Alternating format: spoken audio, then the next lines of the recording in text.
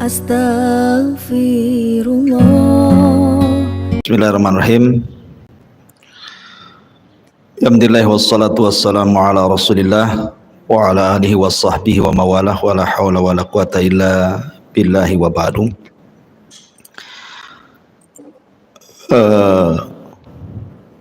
Kajian ini alhamdulillah di-sharekan langsung di channel Umairah Channel. Jadi kalau ingin menyebarkan bagi ibu-ibu yang mungkin tidak sempat datang kemari, bisa mengikuti kajian lewat YouTube.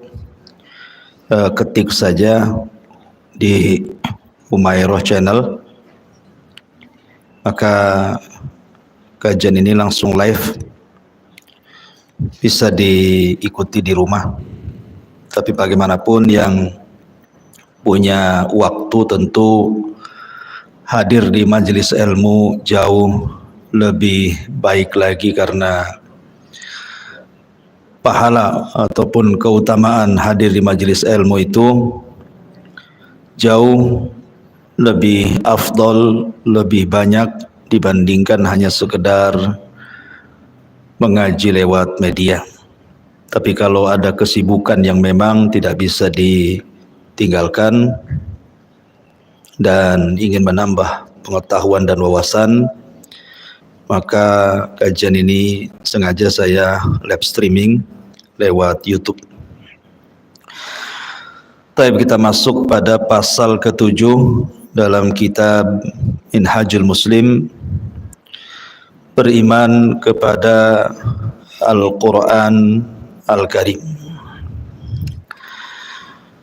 Ma'asyiral muslimat yang dimuliakan Allah Subhanahu wa taala, sedikit saya bercerita tentang Al-Quranul Karim, bagaimana Al-Quranul Karim ini sampai kemudian sebuah mushaf yang kita kenal hari ini sebagai mushaf Utsmani. Jadi Al-Quran itu di zaman Nabi Sallallahu Alaihi Wasallam kebanyakan dihafal di dada-dada para sahabat Nabi Sallallahu Alaihi Wasallam. Itu yang mayoritas. Walaupun ada orang-orang tertentu, sekitar kurang lebih 40 sahabat Nabi, dijadikan sebagai para pencatat Al-Quran.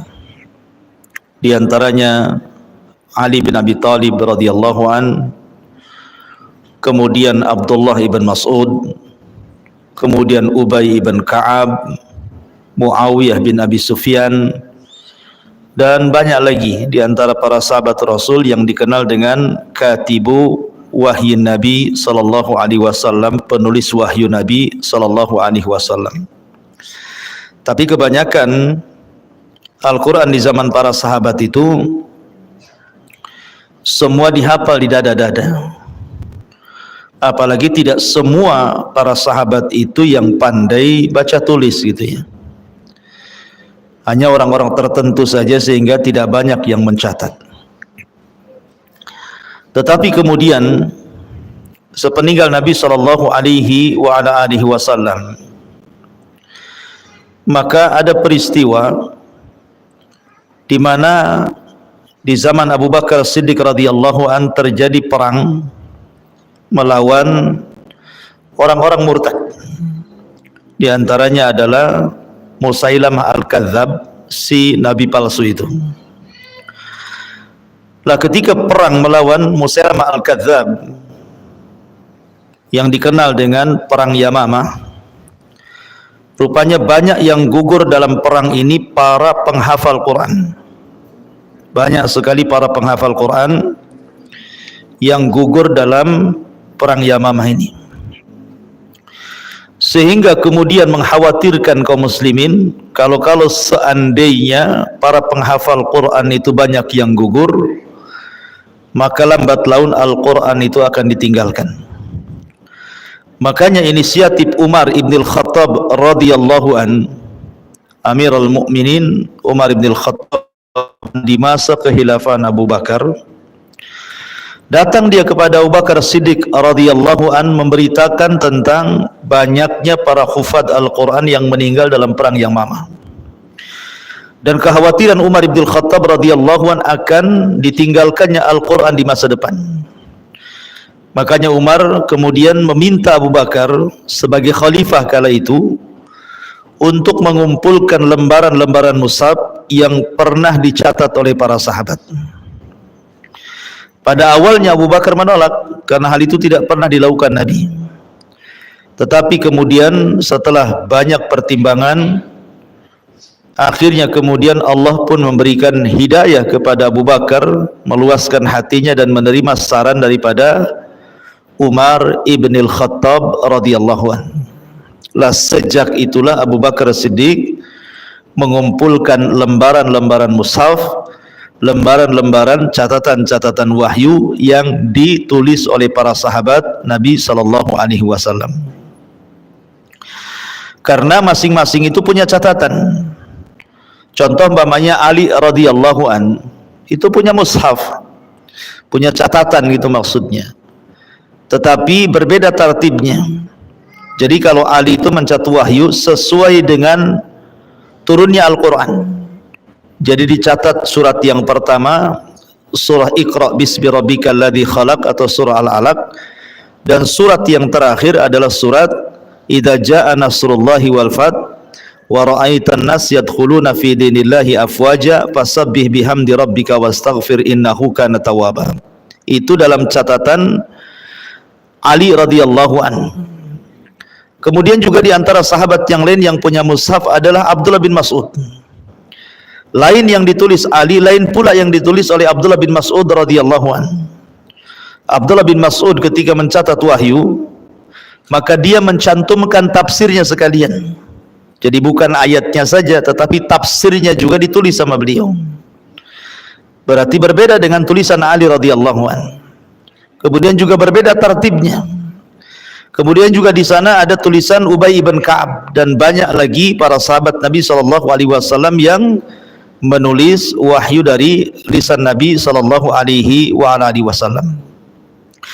Lah, mushaf-mushaf yang di tangan para sahabat itu diminta oleh Abu Bakar.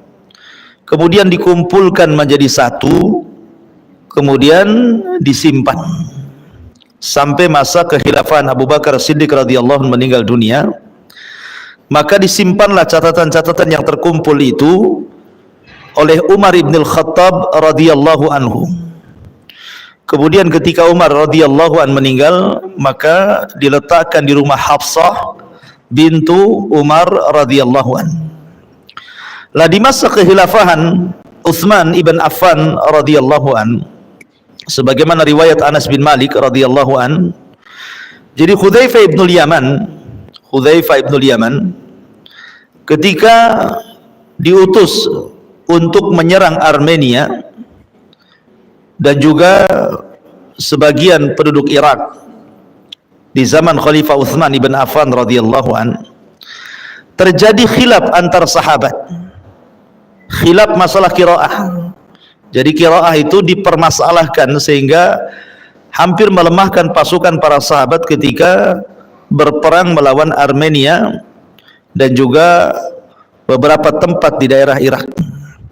Akhirnya kemudian Hudzaifah yang mengetahui khilaf yang kuat di antara para sahabat melapor kepada Utsman ibn Affan radhiyallahu an dan mengatakan, ya Amirul Mukminin, adraka hadhihi al-ummah qabla an yakhtalifu, adrik hadhihi al-ummata qabla an yakhtalifu fil kitabi ikhtilaf al-yahudi wan nasara. Katanya Hudzaifah kepada Utsman bin Affan, wahai Utsman Amirul Mukminin, cobalah temui umat ini sebelum mereka berselisih dalam masalah Al-Quran seperti perselisihan orang-orang Yahudi dan Nasrani. Akhirnya kemudian Utsman pun memerintahkan 3 sahabat Rasul dan 1 tabi'in untuk mengambil catatan-catatan yang di rumah Hafsah yang pernah dikumpulkan di zaman Abu Bakar, disimpan Umar, kemudian terakhir disimpan di rumahnya Hafsah bintu Umar atau zaujatun Nabi sallallahu alaihi wasallam. Maka Utsman kemudian memerintahkan pertama Zaid ibn Thabit, sahabat Nabi. Kemudian Abdullah ibn Zubair, sahabat Nabi. Kemudian Sa'id ibn al-As, sahabat Nabi. Kecuali satu orang, Abdurrahman ibn al-Harith ibn Hisham, ini seorang tabi'in.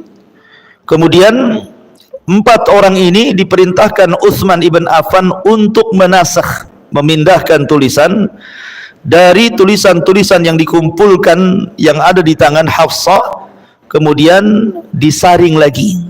Disaring itu maksudnya qiraah-qiraah yang syadzah, qiraah-qiraah yang bermasalah, maka akan dibuang kemudian dibakar. Dan qiraah-qiraah yang disepakati dan qiraah yang terakhir dibaca Nabi sallallahu alaihi wasallam, itulah yang kemudian ditetapkan oleh Utsman ibn Affan, sehingga kemudian dicetaklah menjadi 7 cetakan, mungkin bahasa kitanya. Kalau zaman dulu kan belum ada cetakan, tetapi disalin menjadi 7 salinan, kemudian dibagikan ke daerah-daerah kaum muslimin untuk menyatukan bacaan supaya tidak berselisih soal qiraatul Quran. Subhanallah, jasa besar Utsman bin Affan berhasil, sehingga kaum muslimin tidak ada yang lagi berselisih soal qiraah. Artinya bahwa Utsman sangat berjasa dalam pembukuan Quran ini, sehingga Quran yang kita baca hari ini disebut Rasmu Utsmani. Jadi Utsman itu sampai terbawa-bawa di dalam mushaf namanya. Jadi yang kita baca itu mushaf Utsmani atau Rasmu Utsmani. Itu secara global sejarah pembukuan daripada Al-Quran. Adapun terkait dengan marhalah ketika pembukuan Al-Quran sampai kemudian sekarang Al-Quran itu enak kita baca. Sebenarnya dulu Al-Quran itu susah untuk dibaca, Bu. Karena marhalah yang pertama ketika penulisan Al-Quran itu tidak ada titiknya. Jadi tidak bisa dibedakan mana ba, mana ta, mana sa, mana kha, mana za, mana ra, mana shin, mana sin, tidak bisa. Ya. Karena di permulaan pencatatan Al-Quran itu tidak ada titiknya. Jadi susah membedakan shin dengan sin, ra dengan za, ba dengan sa, itu susah gitu ya, karena tidak ada titiknya. Ya. Dan itu para ulama menyebutnya dengan sebutan muhmalah. Muhmalah itu artinya huruf-huruf hijaiyah tanpa titik, itu namanya huruf muhmalah. Kemudian marhalah yang kedua baru kemudian meletakkan titik yang disebut dengan mu'jamah. Makanya ada qiraah muhmalah, ada qiraah mu'jamah. Artinya mulai dikasih titik sehingga dibedakan mana ba, mana ta, mana sa, mana jim, mana kha, mana shin, mana za. Jadi dibedakan tuh antara ra dengan za, shin dengan sin, ta dengan sa, itu akhirnya ketahuan gitu ya dengan diletakkannya titik-titik itu. Kemudian marhalah yang ketiga baru kemudian diletakkan syakal. Diletakkan syakal itu artinya diletakkan ada fathah, ada kasrah, ada dhammah, ada sukun. Mulailah Al-Quran mudah dibaca. Kemudian marhalah yang terakhir, marhalah yang keempat, memasukkan ulumul arabiyah ke dalam Al-Quran. Jadi dimasukkanlah ilmu bahasa Arab ke dalam Al-Quran. Ilmu bahasa Arab itu ya terkandung padanya ilmu nahwu, ilmu saraf, ilmu nazam, ilmu badi', ilmu ma'ani, macam-macam pokoknya yang terkait dengan balaghah gitu ya. Ilmu bahasa Arab ini akhirnya dimasukkan ke dalam Al-Quran, sehingga tahu ujung harokat yang dibaca, apakah dhammah, apakah fathah, apakah kasrah, apakah dia rafa, apa nasab, apa jar, apa sukun gitu, jazm, sehingga mulai teranglah, sehingga mudah untuk dibaca. Dan yang memasukkan ilmu ulumul arabiyah ke dalam Al-Quran itu adalah yang mengasasnya Ali radhiyallahu an. Karena ada kisahnya begini. Jadi zaman Ali radhiyallahu an itu ada seseorang yang bernama Abul Aswad Ad-Du'ali. Siapa namanya? Abul Aswad Ad-Du'ali. Abul Aswad Ad-Du'ali ini suatu ketika pulang ke rumahnya, kemudian dia mendengar anaknya membaca Al-Quran salah. salah baca gitu ya. Akhirnya terpikir, ini kalau anaknya saja salah padahal anaknya orang Arab, sementara di zaman Ali radhiyallahu an itu banyak orang-orang ajam, orang-orang asing yang bukan Arab masuk ke dalam Islam. Bagaimana pula dengan mereka? Akhirnya kemudian Abul Aswad Ad-Du'ali kepada Amirul Mukminin Ali bin Abi Thalib radhiyallahu an supaya menjelaskan memasukkan ulumul Arabiyah ke dalam ulumul Quran. Akhirnya kemudian kata Abul Aswad Ad-Du'ali, ya Amirul Mukminin, sekarang Islam sudah berkembang, banyak orang-orang asing masuk ke dalam Islam, sementara mereka berbeda dengan kita, tidak paham bahasa Arab. Bagaimana kalau seandainya kita ganti harakat Al-Quran itu, bukan hanya diganti, maksudnya dijelaskan ujung-ujung harakatnya itu. Apakah dia fa'il, apakah dia maf'ul gitu ya, apakah dia mudhaf dan begitu seterusnya. Jadi akhirnya kemudian mulailah ditertibkan harakatnya dan dimasukkan ulumul Quran ke dalam Al-Quran, sehingga sempurnalah ilmu rasmi namanya ya, ilmu tulisan, dengan dari awal tidak adanya titik, kemudian yang kedua adanya titik, kemudian yang ketiga adanya harakat, kemudian yang terakhir masuknya ulumul Arabiyah ke dalam ulumul Quran. Lah di sana juga ada ulumul Quran itu yang berkaitan dengan qiraah. Ya, berkaitan dengan qiraah. Kalau itu kan dengan tulisan.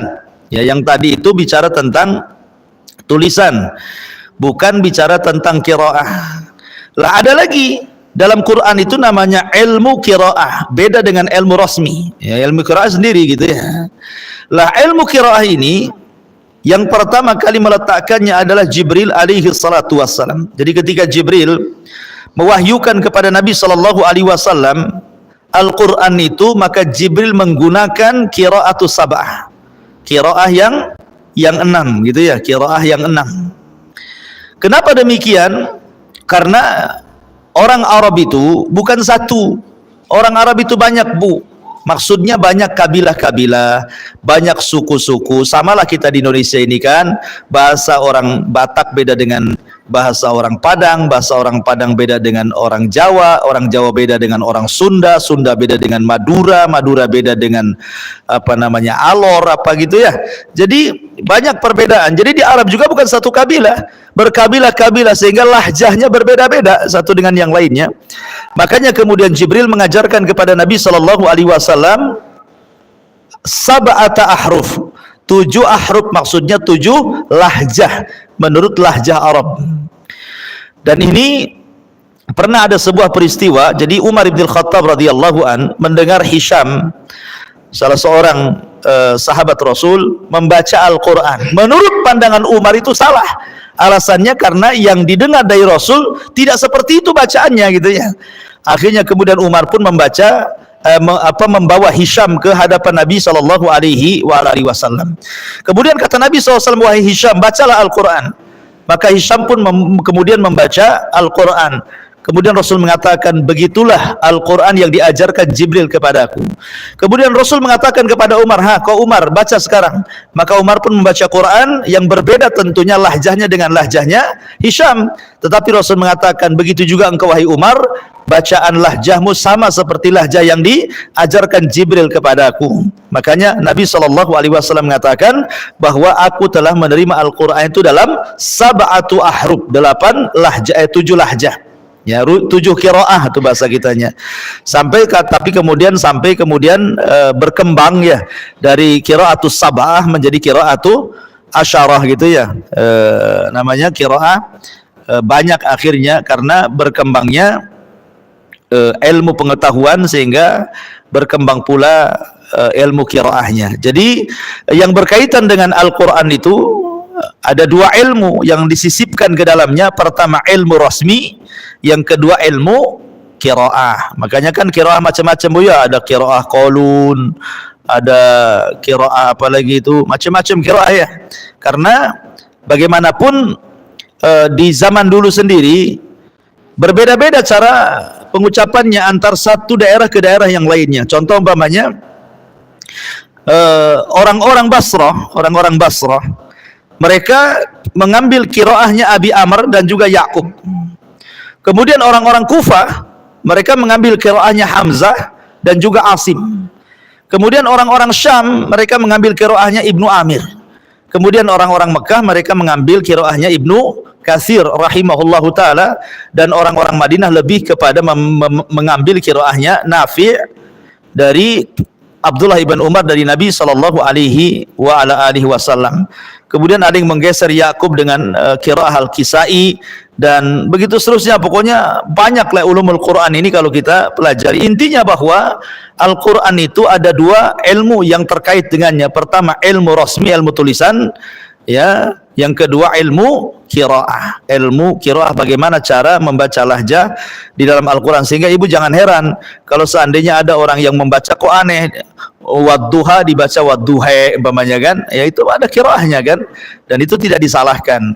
Yang menyalahkan itu karena tidak paham ilmu qiraah, sehingga seolah-olah itu salah gitu ya, padahal dia yang jahil ya. Taib, itu diantara sekilas pandang soal pembukuan Al-Quran dan ilmu Al-Quran yang terkait dengan Al-Quran itu sebagai faedah saja. Kita masuk pada bab tentang beriman kepada Al-Quran Al-Karim. Ma'asyiral muslimat yang dimuliakan Allah Subhanahu wa taala.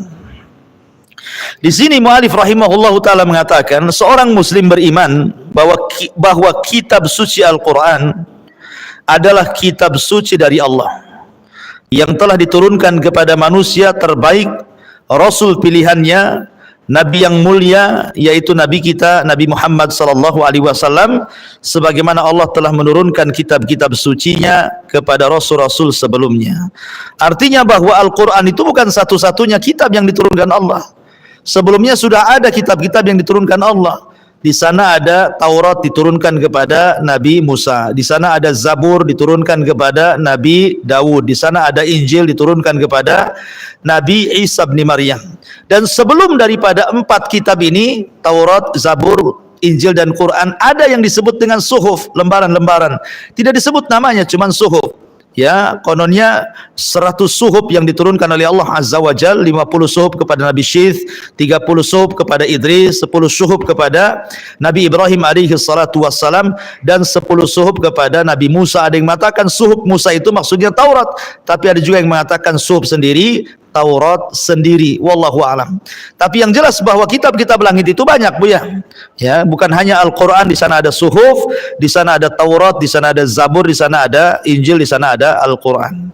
Adapun perbedaannya tentu berbeda antara Al-Qur'an dengan kitab-kitab sebelumnya. Contoh umpamanya kitab Zabur. Kitab Zabur itu tidak bicara tentang masalah hukum-hukum. Jadi dalam kitab Zabur tidak ada hukum-hukum yang dijelaskan di situ. Jadi Zabur itu isinya hanya mawaid, nasihat-nasihat, wejangan-wejangan gitu ya, membangkitkan orang untuk ibadah, raqaik untuk melembutkan hati, dan begitu seterusnya. Tidak seperti Al-Quran, ada hukum sholatnya, ada hukum zakatnya, ada puasanya, hukum-hukum macam-macam lah di Quran itu dicantumkan. Tapi Zabur tidak ada. Zabur itu hanya sifatnya mawaid saja. Kemudian adapun dengan Taurat dan Injil, Taurat dan Injil atau dibahasakan perjanjian lama dengan perjanjian baru, ya kan? Kalau Taurat perjanjian lama, kalau Injil perjanjian baru, ya istilahnya seperti itu. Lah, ada yang mengatakan bahwa Taurat itu lebih lengkap dari segi hukum-hukum yang dicantumkan di situ dibandingkan dengan Injil. Ya, ada yang mengatakan seperti itu, wallahu alam. Dan ingat bahwa Injil tidak menghapus Taurat. Ya. Jadi Taurat sendiri, Injil juga sendiri. Tidak dengan kedatangan Injil kemudian Taurat dihapus. Dan Taurat pun tidak bisa menghukumi Injil. Itulah bedanya Al-Quran, Injil dan Taurat. Ya, Quran itu dijadikan muhaiminan, dijadikan hukum bagi yang ada di Taurat ataupun yang ada di Injil. Tetapi sesama Injil dan Taurat tidak saling menghukumi dan tidak saling menghapus gitu ya. Nah, itulah bedanya Al-Quran, karena Al-Quran satu kitab, satu-satunya kitab yang lengkap, yang memansuh kitab-kitab sebelumnya dan menghukumi kitab-kitab sebelumnya. Maka disebut muhaiminan, ya kan, menghukumi kitab-kitab sebelumnya dari Taurat, Zabur dan Injil. Dan kita tahu bahwa kitab-kitab sebelum daripada Al-Quran banyak sekali tahrif, penyimpangan.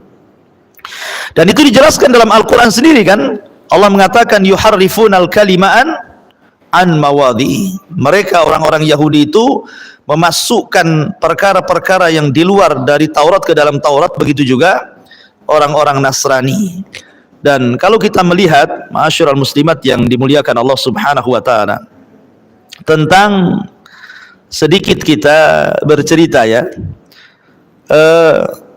ketika Nabi Isa bin Maryam alaihi salam dikepung oleh tentara orang-orang Romawi, kemudian Allah Subhanahu wa taala takdirkan Isa tidak jadi dibunuh, bahkan Isa diserupakan. Kemudian Isa diangkat ke langit dan akan turun di akhir zaman. Lah, ketika sebelum Isa diangkat, Bu, Isa itu kan berada di tengah-tengah murid-murid pilihannya. Di tengah-tengah murid pilihannya. Dan Isa sebelum diangkat itu berwasiat kepada mereka untuk menyebarkan ajaran dia, ajaran Injilnya kepada umat-umat di beberapa tempat berdasarkan orang-orang pilihan Nabi Isa bin Maryam atau disebut dengan Hawariyun, suruh melanjutkan dakwahnya dan menyampaikan ajaran dakwahnya ke berbagai macam tempat. Lah dari situlah kemudian dari murid-murid Isa bin Maryam, ya, karena kan semuanya kan berbeda-beda pengetahuan satu dengan yang lainnya, maka terciptalah dari murid-murid Isa bin Maryam ini 4 Injil yang disepakati. Ya kan, namanya Injil Matta, kemudian ada namanya Injil Markus, ada namanya Injil Yohanna, ada namanya Injil Lukas gitu ya. Ini 4 Injil disepakati karena tertulis di zaman Isa bin Maryam sudah diangkat ke langit, dan Allah Subhanahu wa taala bimbing murid-murid Isa ini sehingga masing-masing muridnya yang berbeda-beda tempat ini akhirnya menulis Injil. Kononnya mereka mengambil dari ajaran Isa bin Maryam. Ya, walaupun sebenarnya Injil itu kemudian oleh murid-murid dan murid-murid setelahnya, ya, setelah kemudian 200-300 tahun setelah wafatnya Isa, bermunculan Injil-Injil yang kemudian sampai mencapai 40 Injil lebih, walaupun disepakati 4 ya, Mata, Markus, Lukas, Yohanna, apalah namanya ya. Intinya bahwa inilah murid-murid Isa yang kemudian meneruskan ajaran Isa bin Maryam. Tapi kemudian setelah 200-300 tahun setelahnya, maka terjadilah banyak penyimpangan dan banyak perkara-perkara luar dimasukkan ke dalam kitab Injil. Kenapa? Karena Injil dan Taurat Al-Quran menyebutnya fihi hudan, di dalamnya ada petunjuk. Beda dengan Al-Quran, langsung Allah katakan hudan lil muttaqin. Quran sendiri adalah hudan, petunjuk gitu ya. Beda ketika Allah menyebutkan Taurat dan Injil fihi, di dalamnya. Kalau Allah menyebutkan Quran, ya satu Quran itulah petunjuk gitu ya. Sehingga kemudian ada sisi celah, kemudian orang-orang kemudian memasukkan paham-paham di luar daripada Injil ke dalam Injil, di luar paham Taurat ke dalam Taurat. Nah, begitu sejarahnya ya, wallahu alam ya. Intinya bahwa Allah Subhanahu wa taala menjamin keotentikan Al-Qur'an tidak sebagaimana jaminan keotentikan kitab-kitab sebelumnya, apalagi kalau seandainya cerita Taurat. Cerita Taurat di zaman Nabi Uzair gitu kan. Taurat itu kan ketika penyerangan Baitul Maqdis ataupun Palestina oleh tentara Bukhtun Nasr, Tauratnya hilang ya. Taurat yang disimpan oleh Uzair itu entah kemana hilang ya. Ada yang mengatakan rusak sehingga kemudian banyak yang tidak bisa dipahami. Makanya kemudian Bani Israel meminta kepada Nabi Uzair untuk dibacakan Taurat kepada mereka. Sementara Taurat yang aslinya sudah tidak ada lagi, sudah banyak rusak gitu ya. Makanya Allah Subhanahu wa taala ilhamkan kepada Uzair, dia sanggup menghafal Taurat lewat hafalannya. Akhirnya kemudian Bani Israel terkagum-kagum dengan Uzair. Akhirnya belakangan pun mereka menuhankan Uzair, sehingga Allah sebutkan dalam surah At-Taubah, wa qalatil yahud Uzair ibnullah, dan berkata orang-orang Yahudi Uzair itu anak Allah, karena mampu menghafal Taurat yang Musa sendiri tidak sanggup menghafalnya. Dari sinilah maka hulunya orang-orang Yahudi kepada Uzair. Lain pula kemudian orang-orang Nasrani. Ada yang mengatakan wallahu alam gitu ya, bahwa ada seseorang namanya Paulus atau yang lainnya, kemudian mulai asalnya Yahudi, kemudian tanasar, pura-pura masuk Nasrani, kemudian merusak ajaran Isa bin Maryam, sehingga muncullah pemahaman-pemahaman yang mengatakan Isa adalah Tuhan, Isa adalah satu di antara 3 Tuhan, ataupun ada yang mengatakan Isa adalah anak Tuhan. Mulailah tersesat kaum Nasrani dari ajaran Nasraninya. Tetapi walaupun demikian masih ada Nasrani yang lurus di zaman itu sebelum Nabi SAW diangkat menjadi Nabi dan Rasul. Bahkan di zaman Rasul sendiri ada namanya Waraqah ibn Naufal, seorang Nasrani yang lurus gitu ya. Ketika kemudian dihabarkan kepada Waraqah bagaimana Nabi SAW berjumpa dengan Jibril, maka Waraqah langsung membenarkan, ya, karena kelahiran Nabi SAW dan kemunculan Nabi SAW sudah tertera dalam Taurat dan Injil, dan itu ditunggu-tunggu oleh orang-orang Yahudi yang ada di kota Madinah. Bayangkan orang-orang Yahudi yang ada di kota Madinah. Dulu Madinah nggak ada orang Yahudi. Lalu dari mana datangnya Yahudi? Ada yang mengatakan ketika Bukhtun Nasr menyerang Palestina, maka banyak kemudian orang-orang Yahudi yang pergi minta suaka, kemudian sampai di Yathrib atau disebut dengan Madinah. Ada juga yang mengatakan ketika terjadi perang Persia dan Romawi, kemudian kekalahan orang-orang Yahudi, akhirnya mereka pun meminta suaka dan sampailah ke Yathrib atau Madinah. Kenapa Yathrib yang dituju? Kenapa nggak tempat lain gitu kan? Secara ekonomi kan Yathrib tidak bagus gitu. Lain dengan Yaman, lain dengan Syam. Rupanya karena mereka sudah membaca dalam kitab-kitab mereka bahwa di tempat itulah tempat hijrah Nabi dan akan lahir seorang Nabi yang mereka sangka Nabi itu dari Bani Israel. Sudah ratusan tahun mereka menunggu Nabi-Nabi itu. Rupanya Nabi itu datang bukan dari Bani Israel tapi dari Bani Ismail. Maksudnya orang Arab. Dari situlah hasadnya orang-orang Yahudi ke dalam Islam. Intinya bahwa keautentikan Al-Quran tidak diragukan lagi. Al-Quran itu akan dijaga. Pertama karena Allah yang menjaganya. Allah mengatakan inna nahnu nazzalna dzikra wa inna lahu lahafidun. Kami yang menurunkan Quran, kami yang menjaganya. Kemudian dijaga oleh para hufad, para hafazatul Quran. Karena Quran itu mudah dihafal. Walaqad yassarnal Qur'ana lidzikri, sungguh kami mudahkan Quran itu untuk diingat. Artinya orang mudah baca Quran. Orang belum balik saja, lihat imam-imam madhab belum balik sudah hafal Quran. Tapi tidak ada ceritanya orang mampu menghafal Taurat, mampu menghafal Injil seperti orang Islam menghafal Quran, di mana semua orang bisa menghafal Quran asal ada kemauan. Ya, kita lihat di pondok-pondok tahfidz Al-Quran, orang-orang yang hafal Quran sampai 30 juz berserak di mana-mana kan, karena menunjukkan bahwa Quran itu dijaga oleh Allah lewat para penghafal Quran, sehingga kalau ada satu huruf bergeser dari tempatnya langsung ketahuan, sehingga mereka tidak bisa menyimpangkan Al-Quran dari segi lafaz. Akhirnya kemudian mereka pun menyesatkan orang dari segi makna, karena lafaznya tidak bisa dirubah. Karena Allah Subhanahu wa taala menjaga dengan sejaga-jaganya bagaimana keautentikan Al-Qur'an yang berbeda dengan kitab-kitab yang lainnya. Ma'asyiral muslimat yang dimuliakan Allah Subhanahu wa taala. Di sini Allah Subhanahu wa taala berfirman, Tabarakalladzi nazzala al-furqana 'ala 'abdihi liyakuna lil 'alamin nadhira. Maha suci Allah yang telah menurunkan Al-Furqan, maksudnya Al-Qur'an, kepada hambanya agar ia menjadi pemberi peringatan kepada seluruh alam. Jadi Al-Quran itu diturunkan oleh Allah Subhanahu wa taala untuk dijadikan peringatan. Karena dalam Al-Quran itu ada isinya larangan, ada perintah gitu ya, ada targhib, ada tarhib. Ya, ada al-wa'du wal wa'id, ada ancaman, ada juga kabar gembira. Itulah isi Al-Quran secara umum. Kemudian Allah Subhanahu wa taala mengatakan nahnu naqussu 'alaika ahsanal qasasi bima auhayna ilaika hadzal Qur'an wa in kunta min qablihi laminal ghafilin. Kami menceritakan kepadamu kisah-kisah yang paling baik dengan mewahyukan Al-Qur'an ini kepadamu, dan sungguh kamu sebelum kami wahyukan adalah termasuk orang-orang yang belum mengetahuinya. Maka semua isi Al-Quran itu indah, kisah-kisahnya semuanya indah. Ya, walaupun orang sehebat apapun mendongeng, mengkisah gitu, sebutkan kisah apa saja. Negeri kita kan banyak kisah, Bu ya. Ada kisah maling kundang, ya kan? Ada kisah apa lagi tuh yang dikutuk-kutuk itu macam-macam lah. Yang saya ingat maling kundang saja ya. Tangkuban perahu dikutuk jadi perahu katanya. Macam-macam lah cerita-cerita, saya dah hafal. Sehebat apapun kisah-kisah, cerita-cerita dongeng dalam negeri ini, tidak bisa mengalahkan indahnya kisah-kisah dalam Al-Quran. Karena kisah-kisah dalam Al-Quran itu Allah yang menceritakan, sehingga syarat pelajaran dan syarat ibrah dan juga pelajaran, faedah-faedah yang luar biasa yang kita bisa praktekkan dalam kehidupan kita gitu ya.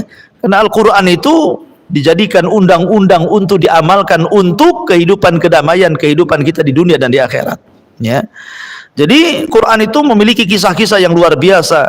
qasasul anbiya, kisah-kisah para nabi, qasasu man qablana, kisah-kisah orang sebelum kita, baik orang baiknya atau orang jahatnya seperti Qarun, Fir'aun, Namrud dan yang semisalnya, itu semua diceritakan dalam Al-Quran sebagai ibrah dan pelajaran bagi yang membacanya, khususnya kita kaum muslimin. Kemudian Allah mengatakan, inna anzalna ilaikal kitaba bil haqq litahkuma bainan nas bima arakallah wala takun lil khainina khasima.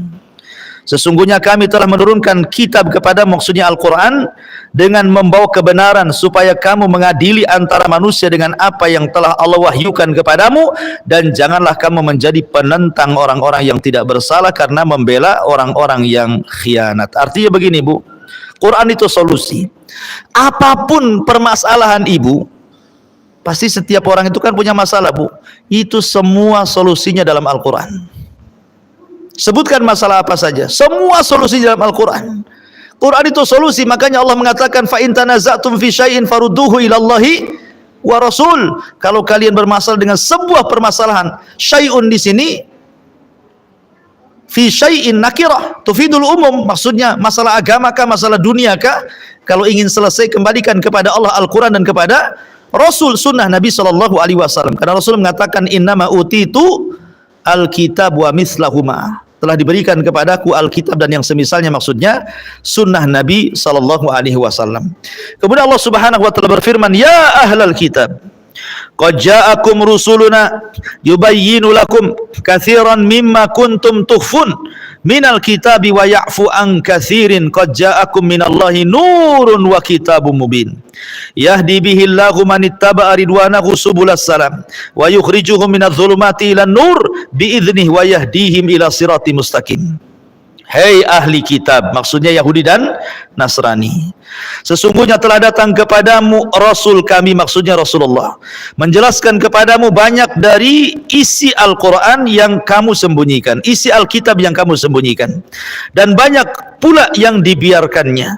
Sesungguhnya telah datang kepadamu cahaya dari Allah dan kitab yang menerangkan. Dengan kitab itulah Allah menunjuki orang-orang yang mengikuti keridhaannya ke jalan keselamatan, dan dengan kitab itu pula Allah mengeluarkan orang-orang itu dari gelap gulita kepada cahaya yang terang benderang dengan izinnya, dan menunjuki mereka ke jalan yang lurus. Itulah bedanya Quran dengan umat-umat sebelumnya, karena Quran itu lengkap Bu. Bahasa saya itu, dari 104 kitab ini, suhuf, itu tercantum di dalam ayat yang sering ibu dengar, inna hadza lafi suhufil ula suhufi Ibrahim wa Musa. Sesungguhnya Al-Quran ini terkandung suhuf, baik suhuf Ibrahim, suhuf yang awal-awal ataupun suhuf Ibrahim dan suhuf Nabi Musa. Maksudnya begini Bu, Allah turunkan kitab langit itu 104. Dari 104 itu Allah gabungkan dalam satu kitab namanya Taurat. Kemudian dari 100 kitab dan Taurat itu Allah Subhanahu wa taala gabungkan dalam kitab namanya Injil. Kemudian dari Injil itu yang tergabung padanya Taurat, kemudian suhuf-suhuf termasuk juga Zabur di dalamnya, maka Allah Subhanahu wa taala gabungkan dalam satu kitab yang disebut dengan Al-Quran. Jadi Al-Quran itu mencakup semua kitab-kitab langit. Bahkan ada surat yang ada dalam Quran tidak ada dalam kitab-kitab langit, seperti surah Al-Fatihah atau awakhir surah Al-Baqarah, itu tidak ada dalam kitab Taurat, Injil, Zabur, karena itu khususnya bagi umat Islam yang dicantumkan dalam Al-Quranul Karim. Ya, jadi Quran itu kalimat yang lengkap sekali. Jadi rugi kalau orang mengaku Islam, berkitabkan Al-Quran, kemudian tidak paham pula dengan Qurannya ya. Kemudian juga Allah Subhanahu wa taala mengatakan, "Famanittaba hudaya fala yadillu wa la yasqa. Wa man a'rada an dzikri fa inna lahu ma'isyatan dhanka wa nahsyuruhu yaumal qiyamati a'ma." Barang siapa yang mengikuti petunjukku, niscaya ia tidak akan sesat dan tidak akan celaka. Dan barang siapa yang berpaling dari peringatanku, maka sesungguhnya baginya penghidupan yang sempit, dan kami akan mengumpulkan pada hari kiamat dalam keadaan buta. Dari sini menunjukkan bahwa Al-Quran itu adalah petunjuk. Quran itu hidayah, hidayah yang datang dari Allah Azza wa Jalla. Makanya ketika Allah Subhanahu wa taala turunkan Adam dan Hawa, qulna ihbitu minha jami'ah. Turun kalian semua, wahai Adam, wahai Hawa, iblis, dari sorga ini ke bumi. Fa imma ya'tiyannakum minni hudan fala khaufun 'alaihim wa lahum yahzanun. Kalau sampai petunjukku ke bumi dan dia mengikuti petunjukku, maksudnya apa petunjuk di sini? Yang siapa yang mengikuti fala khaufun, tidak akan takut, walahum yahzanun, dan tidak akan sedih hati. Kata para ulama, yang dimaksud petunjuk yang Allah turunkan ke bumi ketika menurunkan Adam, Hawa dan iblis, artinya Allah akan mengutus para utusan dari kalangan para nabi dan rasul dan kitab-kitab yang turun dari langit atau disebut dengan kutubus samawat. Allah utus para nabi, diturunkan padanya suhuf seperti Syith, Idris, Ibrahim, kemudian Musa. Itulah petunjuk.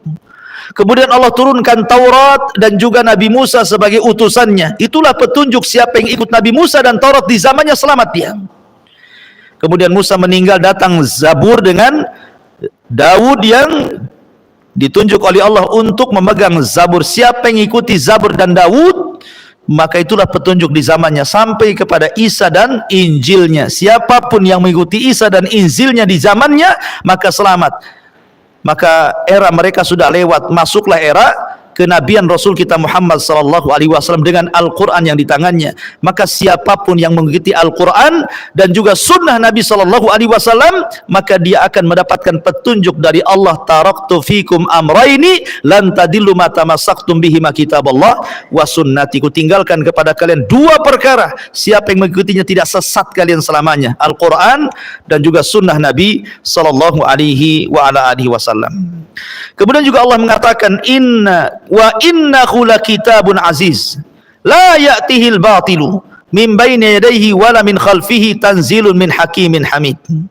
Sungguhnya Al-Quran itu adalah kitab yang mulia yang tidak datang kepadanya kebatilan, baik dari depan maupun dari belakang, yang diturunkan dari Rabb yang maha bijaksana lagi maha terpuji. Artinya bahwa Al-Quran yang kita baca setiap hari, yang kita dengarkan ketika menjadi menjadi makmum dalam solat atau yang dibaca imam, tidak ada satupun ayatnya mengajarkan kebatilan. Tidak ada. Bahkan satu ayat yang bertentangan dengan ayat yang lain pun tidak ibu dapati.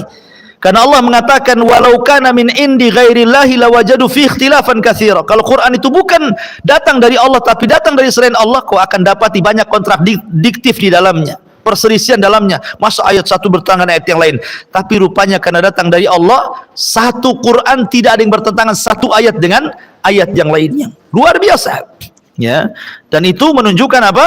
Keautentikan Al-Qur'anul Karim, sehingga Allah mengatakan inna nahnu nazzalna dzikra wa inna lahu lahafidun. Kami yang menurunkan Quran, kami yang menjaga Al-Qur'anul Karim. Ma'asyiral muslimat yang dimuliakan Allah Azza wa Jalla. Kemudian dalam kitab ini mu'alif rahimahullahu ta'ala mencantumkan beberapa hadis Nabi sallallahu alaihi wasallam. Hadis yang pertama, Nabi SAW mengatakan ala inni utitul kitaba wa mithlahu ma'ah. Ketahuilah sesungguhnya aku dikaruniakan Al-Quran dan yang semisalnya, maksudnya sunnah. Apa bedanya Quran dengan sunnah? Kalau Quran itu mutawatir, tidak ada satupun ayat yang diteliti. Jangan pula ibu meneliti ayat, ayat 2 surah Al-Baqarah diperselisihkan para ulama, ada yang mensahihkan, ada yang menghasankan, ada yang melemahkan. Itu jahil atau Quran tuh ya. Jadi jangan disamakan ayat dengan hadis. Kalau hadis ya, kalau hadis itu ada yang sahih, ada yang dhaif, ada yang hasan, ada yang mutawatir, ada yang ahad, ya wajar. Tapi Quran tidak. Quran itu datang dari Allah mutawatir, datang dari Allah kepada Jibril, datang dari Jibril kepada Nabi SAW dan disampaikan kepada umatnya. Beda dengan hadis Nabi SAW, harus diteliti dulu.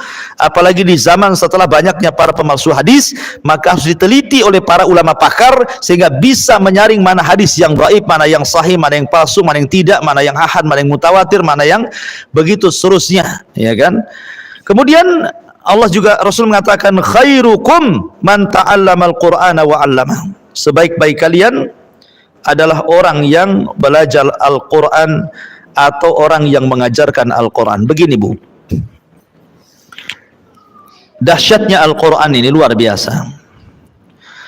Ketika Allah Subhanahu wa ta'ala tugaskan Jibril untuk menyampaikan wahyu berupa Al-Quran kepada Nabi SAW, maka di Sayyidul Malaika, pemimpinnya para malaikat.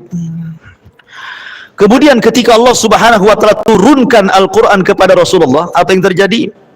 Maka Nabi SAW menjadi Sayyidul Anbiya'i wal Mursalin, pemimpinnya para nabi dan rasul. Ketika Allah Subhanahu wa taala turunkan Al-Quran itu di bulan Ramadan, maka Ramadan menjadi Sayyidus Syuhur, pemimpinnya bulan-bulan. Ketika Allah Subhanahu wa taala turunkan Al-Quran itu di malam Lailatul Qadar, maka malam Lailatul Qadar menjadi Sayyidul Lailah, pemimpinnya malam-malam, malam terbaik dari seluruh malam dalam setahun. Bayangkan Bu, Al-Quran mengangkat derajat Jibril, mengangkat derajat Rasul sallallahu alaihi wasallam, sampai mengangkat derajat bulan dan juga mengangkat derajat hari, derajat malam. Coba Ibu bayangkan, kalau seandainya Al-Quran itu masuk di dada-dada ibu semuanya, apa tidak diangkat derajat ibu? Makanya Umar bin Khattab radhiyallahu an ketika mengeluh kepada gubernur Mekah gara-gara ditinggalkan daerahnya dan mengatakan, "Hei, kau tinggalkan Mekah, siapa yang menggantikan kamu di Mekah?" kata Umar. Itu di zaman Khalifah Umar. Maka gubernur Mekah mengatakan, "Kuwakilkan kepada wakilku namanya Abdurrahman ibn Abzah atau dikenal dengan Ibnu Abzah." Katanya Umar, "Siapa Ibnu Abzah itu? Saya nggak kenal." Kata gubernur Mekah, "Itu dulunya budakku merdekakan." Kata Umar, "Apa nggak ada orang merdeka? Kenapa kau cari mantan budak dijadikan wakilmu?" Kata gubernur Mekah, "Begini Amirul Mukminin, kamu tidak tahu siapa Abdurrahman ibn Abzah ya? Abdurrahman ibn Abzah itu alim bi kitabillah, orangnya alim dalam Quran, pakar dalam Quran, ahli faraid, kalau berhukum dengan hukum keadilan." Ketika mendengar bahwa Ibnu Abzah pakar dalam Quran, Umar pun terdiam. Tiba-tiba dia mengatakan, "Shadaqa Rasulullah sallallahu alaihi wasallam." Sungguh benar ucapan Rasul. "Innallaha yarfa'u bihadzal kitaba aqwaman wa yada'al akharin." Sungguh terkadang Allah mengangkat sebuah kaum dengan Al-Quran ataupun menghina kaum dengan Al-Quran itu sendiri. Jadi Al-Quran itu mengangkat pelakunya. Makanya kalau seandainya Jibril terangkat dengan Quran, Rasul terangkat dengan Quran, bulan Ramadan terangkat dengan Quran, Lailatul Qadar terangkat dengan Quran, maka ibu pun akan terangkat dengan Quran jika khairukum man ta'allamal Qur'ana wa 'allama. Ibu mau belajar atau mengajarkan Al-Quran, itu sebaik-baik manusia itu. Kuntum khaira ummatin ukhrijat linnas. Kemudian Rasul mengatakan, la hasada illa fisnataini. Rajulun atahu Allahul Qur'ana fahuwa yatsluhu ana al-laili wa ana an-nahar, wa rajulun atahu Allahu malan fahuwa yunfikuhu ana al-laili wa ana an-nahar. Tidak ada hasad, iri yang dibenarkan kecuali dalam dua perkara, yaitu seseorang yang dikaruniai Al-Quran lalu membacanya di waktu malam dan siang, dan seseorang yang dikaruniai harta kemudian dia infakkan hartanya di waktu siang dan juga malam. Jadi hasad itu boleh, tapi pada perkara yang dua ini saja. Tapi ini sebenarnya ulama tidak menyebutnya hasad, tetapi ghibtah namanya ya. Jadi kalau ibu punya kawan kok cerdas, kawan itu di samping ibu tuh kawannya cerdas, hukum apa saja bisa jawab, bisa fikih, bisa tauhid, bisa apa saja dia bisa jawab kan. Kemudian ibu iri, ya Allah saya ingin seperti dia. Itu bukan hasad ghibtah, hasad yang dipuji karena ibu berlomba-lomba dalam kebaikan. Beda kalau ibu begini, kapanlah itu yang pandai itu kejeduk kepalanya gitu ya. Kenapa? Biar error isi kepalanya, biar dia paling bodoh di sini. Ah, itu sudah hasad Bu ya. Niat supaya kejeduk kepala kan, supaya error otaknya kemudian hafalannya hilang. Jadi ibu orang paling pandai, itu hasad namanya. Ya, hasad itu seperti itu. Dia tidak bisa memperbaiki dirinya, tetapi dia mencela orang lain. Karena begini Bu, terkadang kalau orang itu iri sama orang, hakikatnya orang itu tidak punya keutamaan yang dimiliki orang lain. Jadi ibu tenang saja, kalau ada orang yang hasad sama ibu itu, hakikatnya dia tidak punya yang ibu punya. Ya, dia tidak punya yang ibu punya. Kan banyak orang tukang kritik-kritik gitu Bu ya. Nah, karena hasad ngeritiknya. Oh ini harusnya begini, harusnya begitu, pendidikan itu harus begini, sekolah harus begini, begitu, macam-macam gitu. Ini nggak beres. Giliran dia yang megang belum tentu bisa juga, Bu ya. Artinya apa? Terkadang orang hasad itu karena tidak punya kelebihan pada orang lain sehingga dia hasad. Ya. Harusnya bersyukur. Orang yang ghibthah itu orang yang bersyukur, bergembira ketika tetangganya, ketika kawannya bahagia. Ya. Jadi kalau ibu tengok tetangga nih baru beli mobil, ikut senang, Bu. Ya, tengok tetangga bangun rumah, ikut senang gitu ya. Tengok rumahnya lantainya sudah 2, 3, ikut senang. Begitu harusnya. Ya, mudah-mudahan nanti kalau sudah renggang-renggang dia ngajak saya jalan ke Barelang, ya, gitu ya. Daripada bayar kan enak yang gratis gitu ya. Jadi ada harapan-harapan, bukan kemudian tensinya makin naik gitu ya kan. Beli mobil satu, naik lagi darahnya kan, tingkat naik lagi darahnya ya. Akhirnya ketika kemudian nikmat sempurna pada tetangganya, ibu yang tidak sempurna otaknya ya kan, error kan gitu. Nengoknya kawannya kok makin ini, kok saya makin terjun gitu ya. Makanya kenapa di sini tidak boleh hasad kecuali kepada dua orang, kepada orang yang ya memang dia pakar Quran, kapan ya seperti dia, atau orang yang dermawan kaya, aku pun kalau punya uang inginlah kayak dia. Itu namanya ghibthah berpahala, Bu, ya kan? Kemudian juga hadis Nabi SAW mengatakan, ma minal anbiya nabiyun illa wa qad u'tiya minal ayati ma misluhu amana alaihi bashar wa inna ma kana alladhi utituhu wahyan awhallahu ilayya farju an akuna aktsarahum tabi'an yaumal qiyamah. Tiada seseorang nabi pun melainkan telah diberi ayat-ayat mukjizat yang semisal dengan mukjizat nabi sebelumnya, yang dengannya manusia akan beriman. Dan sesungguhnya yang dikaruniakan kepadaku itu berupa wahyu yang diwahyukan Allah kepadaku, maka aku berharap menjadi nabi yang terbanyak pengikutnya pada hari kiamat. Ingat bahwa mukjizat Al-Quran itu mukjizat yang paling agung di antara mukjizat para nabi yang Allah anugerahkan kepada para nabi sebelum Nabi SAW, karena mukjizat itu berakhir dengan wafatnya para nabi, tapi Al-Quran tidak berakhir dengan wafatnya Nabi SAW. Dan yang terakhir kata mu'alif, laukana Musa au Isa hayyan ma wasi'ahu illa ittiba'ani.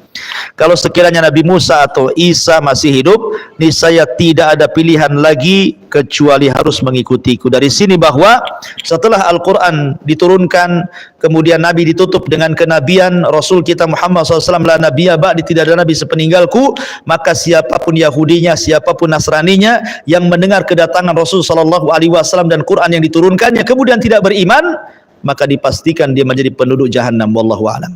Yang ini berdasarkan riwayat hadis Nabi sallallahu alaihi wa ala alihi wasallam. Wallahu alam, ini diantara kajian Minhajul Muslim beriman kepada Al-Quran. Tapi kita buat tanya jawab, silahkan. Ada yang mau bertanya?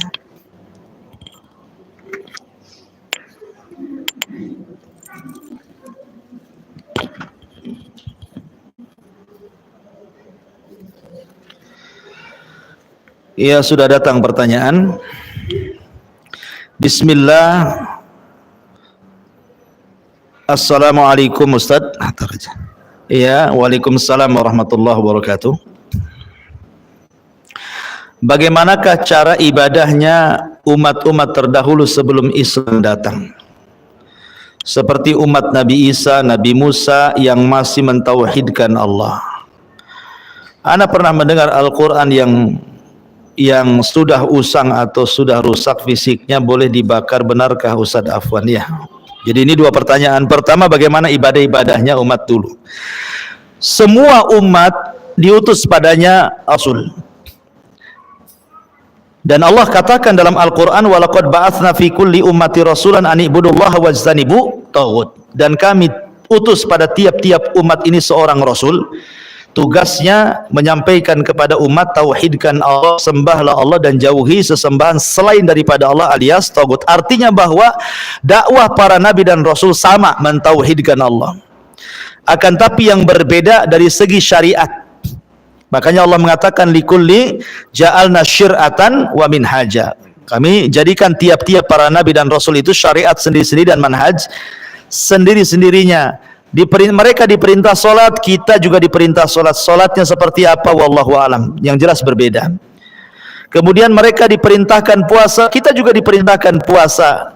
Puasanya seperti apa? Wallahu alam. Yang jelas berbeda-beda caranya, tapi sama juga disebut puasa. Haji dan begitu seterusnya. Jadi contoh saja yang sering saya contohkan, puasa. Kita dengan puasa ahli kitab dimakan sahur. Karena Rasul mengatakan faslu ma baina siyamina wa siyami ahlil kitab akalata sahur. Perbedaan kita, puasa kita dengan mereka ahli kitab dimakan sahur. Ya, itulah. Jadi salah satunya berbeda caranya, tetapi tujuannya sama. Karena bagaimanapun Rasul mengatakan nahnu ma'asyiral anbiya ikhwatul allat abuna wahid wa ummuna syatta. Kami semua para nabi itu bersaudara, satu bapak gitu ya. Bapaknya satu tetapi ibunya banyak. Artinya semua para nabi dakwahnya sama. Makanya ketika Nabi SAW di hadapan Adas ketika itu pulang dari Taif, tidak ada yang beriman kepada Rasul. Rupanya di kebun kurma berjumpa dengan seorang Nasrani namanya Adas. Ketika Rasul SAW bertanya, dari mana engkau? Dia mengatakan dari Nainawa. Kata Rasul, oh dari negeri Yunus ibn Matta, katanya ya. Kata Adas kaget, kok orang ini tahu soal Yunus? Makanya Rasul mengatakan Yunus adalah saudaraku. Ya, maksudnya sesama para nabi, gitu ya. Adapun tentang Al-Quran, lembaran-lembaran Al-Quran yang sudah nggak jelas lagi urutan nomornya, maka tidak mengapa dibakar atau dikubur supaya tidak diinjak, supaya tidak dihinakan.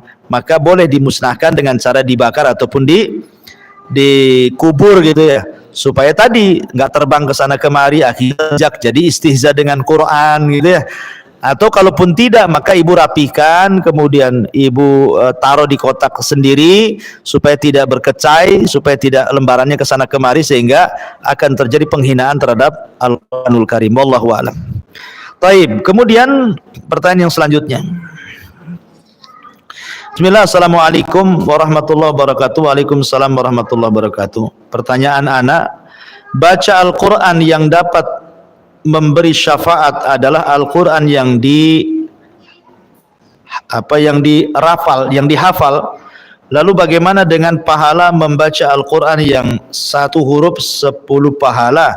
Dan apakah syafaat dari Al-Mulk yang rutin dibaca setiap malam langsung memberi syafaat langsung di dalam kubur Ustaz? Dan yang kedua, di dalam Al-Quran terdapat banyak doa-doa, apakah boleh diamalkan dalam sujud terakhir dan sebelum salam? Jazakallahu khairan, barakallahu fiik wa barak. Taib. Tentang masalah Al-Quran, ingat Rasul mengatakan iqra'ul Quran fa innahu syafi'an li ashabi. Bacalah Al-Quran karena Quran itu akan menjadi syafaat bagi para pembacanya. Tentu di sini tidak ada kalimat harus hafal, ya. Harus hafal. Kalau tidak hafal, kalau dari mushaf baru tidak dapat syafaat, kalau dari hafalan dapat syafaat. Tidak ada riwayat bahwa dapat syafaat itu dari hafalan, tidak. Yang jelas suruh baca Quran, baik lewat hafalan atau lewat tulisan. Yang hafal ya hafalan, yang tidak hafal ya baca mushaf, ya gitu kan. Perbanyak bacaan Quran karena akan jadi syafaat Quran itu pada hari kiamat di hadapan Allah Subhanahu wa taala. Bahkan satu huruf saja kata Nabi SAW, man qara'a harfa min kitabillah falahul hasanatu wal hasanatu bi asyri amsalihha la aqulu alif lam mim harfun walakin alifun harfun wa lamun harfun wa mimun harfun, kata Rasul. Barang siapa yang membaca satu huruf dalam Al-Quran, maka satu kebaikan dikali lipat gandakan menjadi 10 kali lipat kebaikan. Aku tidak katakan alif lam mim satu huruf, tapi alif satu huruf, lam satu huruf, mim satu huruf. Artinya bahwa setiap orang yang membaca Quran, mau tertatih-tatih, mau lancar, mau bagus, mau tidak bagus suaranya, tetap dapat satu huruf itu 10 pahala. Tetapi tentu berbeda orang yang lancar ma'a safaratil kiramil bararah, akan bersama para malaikat yang safar ke sana kemari. Tetapi orang yang tidak lancar wayatata gitu, orangnya masih belajar tertatih-tatih, tetap dapat 2 pahala, pahala baca Quran dan pahala tertatih-tatihnya karena dia sungguh-sungguh ingin membaca Al-Quranul Karim. Wallahu a'lam. Adapun doa-doa yang warid dari Al-Quran dan Sunnah, bagus kalau memang ibu membaca doa dalam sujud setelah kewajiban membaca Subhana Rabbiyal A'la atau setelah baca perlindungan dari 4 perkara sebelum salam, mengambil doa-doa yang warid, doa-doa yang tercantum dalam Quran dan Sunnah itu lebih baik lagi, ya. Karena doa-doa kan banyak, boleh doa apa saja gitu ya. Kalau syukur-syukur datang dari Al-Quran dan Sunnah dan ibu hafal, maka itu lebih baik lagi. Dan ingat dalam berdoa itu 2/3 untuk akhirat, 1/3 itu untuk dunia. Taib. Bismillah, afwan Ustaz, izin bertanya ya.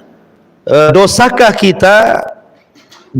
kita apakah kelak di akhirat kita dipertanyakan karena tidak berusaha menghafal Quran? Ya, akan dipertanyakan. Ya, karena salah satu pertanyaan alam kubur itu tentang masalah Al-Quran. Wa ma imamuk, apa imammu? Maksudnya kau ngikuti mana? Maka kalau dia memang pakar, artinya suka belajar Quran, suka membaca Quran, maka dia akan menjawab Al-Quran. Maka saya sarankan jangan pernah malu belajar Quran, walaupun ibu sudah kakek, sudah nenek, tidak ada masalah. Ya kan? Tidak masalah. Dulu juga para sahabat sudah pada tua-tua masuk Islam. Maka ibu-ibu juga sama, nggak apa-apa. Jangan malu. Quran itu identitas kita dan akan jadi syafaat bagi kita. Maka jangan pernah malu. Ibu tidak pernah bisa baca Quran, cari guru. Dari mulai Iqra dulu, ya kan? Nggak apa-apa, dari AA, Baba, Tata, Sasa, nggak ada masalah, ya kan? Nanti lama-lama itu bisa digabung-gabungkan, lama-lama sebentar saja Bu belajar Quran itu kalau sungguh-sungguh. Karena Allah yang mengatakan walaqad yassarna Qur'ana lidzikri. Kami mudahkan Quran itu. Ya, nggak ada yang sulit, nggak ada yang mustahil, ya. Karena Allah Subhanahu wa taala tidak mungkin menurunkan wahyu yang mustahil dihafal, yang mustahil dibaca. Wallahu a'lam. Kemudian pertanyaan selanjutnya, bismillah, afwan Ustaz, izin bertanya, apakah suatu kemunafikan jika seseorang ibu memaksa anaknya membaca, menghafal Al-Quran sementara dia si ibu tidak menghafal? Tidak. Yang jelas ibunya harus berusaha juga. Seorang orang tua itu kan ingin anaknya cerdas supaya jadi syafaat, bukan munafik gitu kan. Tetap ibu itu bagus bahwa ibu menekan anaknya supaya menghafal, membaca Quran, bagus.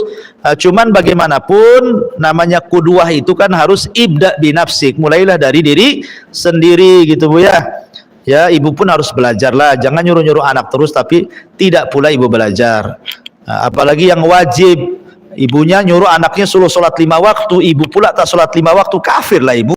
Ya, kalau memang itu berkaitan dengan kewajiban ya. Maka saya sarankan ibu tetap dorong anaknya supaya menjadi para penghafal Quran, dan ibu sendiri berusaha untuk membaca Quran. Kalau tidak bisa belajar, ya belajar. Kan banyak tahsin, buatlah grup-grup tahsin, ajak orang-orang. Kalau malu sendiri ya privat di rumahnya. Jangan malu. Al-Quran itu jalan menuju sorga. Ya. Ustadz, bagaimana adab yang terbaik sebagai seorang hafid? Karena orang awam akan menilai kenapa seseorang hafid melakukan kesalahan maksiat begini dan begitu. Ya, seorang penghafal Quran tentu akan lebih terjaga secara akhlak. Ya, tetapi kalaupun seandainya Allah takdirkan kemudian dia tergelincir, tidak ada manusia yang sempurna di permukaan bumi ini Bu. Tidak ada, bahasa saya ini Bu, kadang ada orang yang mengkritik ustadz. Pokoknya saya dikritik gitu ya sama ibu, maunya itu Abu Umairah itu yang sempurna lah kan itu. Kenapa? Ya jangan begini, kalau misalnya pakaiannya bagus, ininya bagus, begini. Kadang ibu ini menuntut ustadz suruh sempurna. Ya, seolah-olah ibu itu pengen ustadz jadi malaikat ya, tapi ibu sendiri jadi iblis masalahnya. Nah itu ya. Jadi ibu sendiri menuntut orang suruh baik, ibu sendiri jadi iblis jadinya kan. Maunya orang jadi malaikat, kita pula tak mau jadi malaikat. Nah, jadi perbaiki sama-sama. Kita tidak bisa memandang orang. Kalau cari kesempurnaan tidak ada. Kesempurnaan itu hanya milik Allah, dan kesempurnaan itu ada hanya di sorga. Kalaupun tergelincir, ingat bahwa jangan lagi kepada orang alim, kepada para penghafal Quran, sesama ibu saja nih, berkawan nih satu majelis taklim, itu namanya ada adab ukhuwah tuh. Adab ukhuwah itu apa Bu? Satu, senang. Ya, kalau dia senang. Susah kalau dia susah. Dua, ibu harus senantiasa berada di sampingnya kalau dia berhajat. Ya, kalau dia memang membutuhkan ibu, bantu dia. Itulah solidaritas namanya. Kemudian yang ketiga, ibu harus memberikan uzur kesalahannya. Nih kadang-kadang ibu nggak mau ngasih udzur sama kesalahan orang, kan itu. Apalagi yang salah ustadz, nggak bisa, ustadz nggak boleh salah. Emangnya ustadz malaikat kan itu. Kalau cari ustadz yang nggak punya kesalahan sampai kiamat ibu nggak akan ngaji. Kenapa? Tidak ada ustadz yang selamat. Imam Ahmad belanja ke pasar, datang murid-muridnya, ya Imam, sini saya bawa kresek ini kresek sana. Kata Imam, ngapain kau bawa-bawa katanya belanjaanku? Apa karena saya seorang imam? Kalian ini tidak tahu. Kalau seandainya kalian tahu aib yang kusembunyikan, tentu kalian letakkan tuh pasir di atas kepalaku. Semua orang punya aib, semua orang punya dosa, tidak ada yang sempurna gitu ya. Makanya berikan uzur. Kalau ada kesalahan, lihat kebaikannya. Jangan kesalahannya, terus kebaikannya tidak pernah dilihat. Itu namanya orang pakai kacamata kuda namanya, Bu ya. Ya, karena orang nggak melihat kebaikannya. Kemudian maafkan selagi dia bisa memaafkan. Apalagi dia tidak merugikan. Pamannya ada seorang ustadz, seorang apa, ibu nggak dirugikan kok sama dia, sama sekali nggak dirugikan. Cuman ibu dapat kabar gembira si ustadz ini tuh begini. Loh kok ibu tahu sewot sama ustadz itu? Kadang-kadang akalnya tuh nggak ada gitu ya. Jadi itu juga perlu diberikan adab. Itu sesama kawan saja ada namanya akhlak adab sesama kawan, apalagi kepada orang yang berjasa. Kepada orang berjasa, kepada para ulama yang sudah mendakwahkan harus lebih beradab lagi ya. Intinya bahwa ya seharusnya bagi penghafal Quran ya harusnya dia ya baik. Namanya penghafal Quran kan harus menjaga Qurannya, karena kalau maksiat dia pasti akan pengaruh kepada hafalannya ya.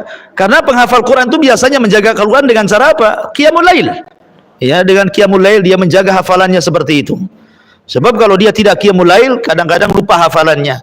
Dan hindari maksiat. Makanya Imam Syafi'i rahimahullahu ta'ala mengatakan kepada gurunya Imam Waqi, dia mengatakan syakautu ila Waqi su'a hifdin fa arsyadani bi antarkil ma'asi wa'lam bi annal ilma nurun wa nurullah la yuhda lil asi.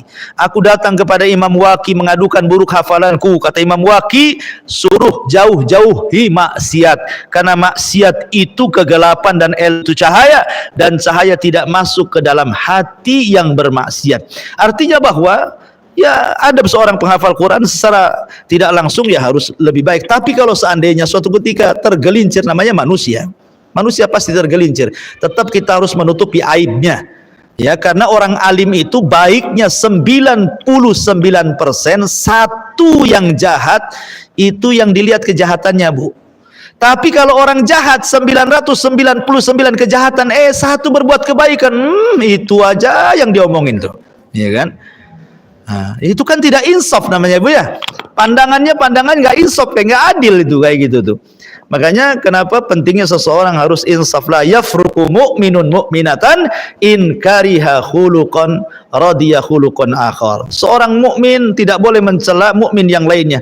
Kalau dia tidak setuju dengan satu akhlaknya, cari akhlak baiknya. Jangan akhlak buruknya saja. Dahulu ada muridnya Imam Syafi'i.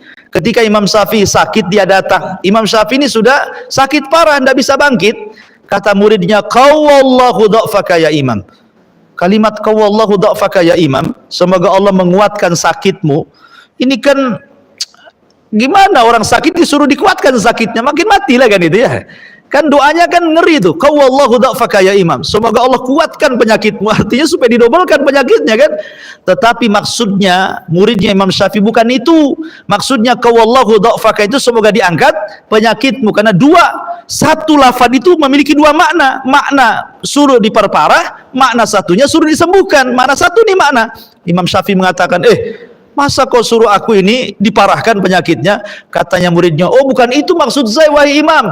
Kata Imam Syafi'i, aku tahu walaupun kau mencela aku, pasti aku katakan kau tidak bermaksud mencelaku. Begitu Imam Syafi'i memberikan solusi, ya kan? Bahwa penting seseorang itu memandang dengan kacamata insaf, ya. Tetapi kalau memang ada seorang alim hafidh Quran salah dan ibu bisa menegurnya, ditegurlah supaya dia sadar gitu ya. Wallahu a'lam bishawab. Saya kira cukup. Ini ada satu lagi. Bismillah, afwan Ustaz, ini menyangkut dengan kajian minggu lalu. Apabila istri mau memberi uang orang tuanya dari hasil kerja istri sendiri, apa perlu minta izin suami? Tidak perlu, itu kan uang ibu, ngapain izin suami? Kecuali kalau ibu minta uang dari suami. Nah, baru izin bang, boleh nggak bang? Ini kayaknya belanjaannya kita potong aja ya. Nampaknya ibu di kampung perlu. Nah, nggak apa-apa kayak gitu ya. Tapi kalau ibu sendiri yang cari uang, solid milik ibu, nggak perlu izin suami apa pula kan itu.